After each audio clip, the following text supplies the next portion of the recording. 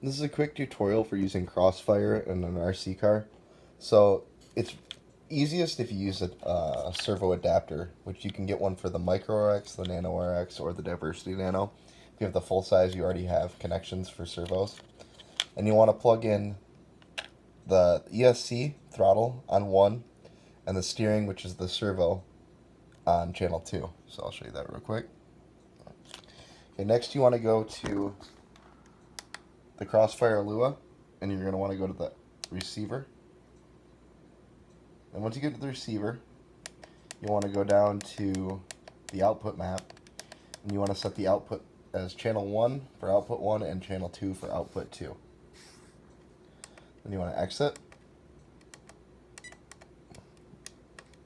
You want to go to your mixes tab on OpenTX, and you want to set channel 1 as the elevator and channel 2 as the aileron. You can do this by holding enter, hitting edit, going to the source, and you can either tap the direction of the stick that you want to be your throttle, or you can just set it. Same thing goes for steering.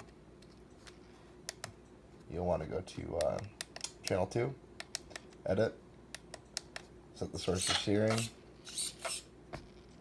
aileron, and you're good to go.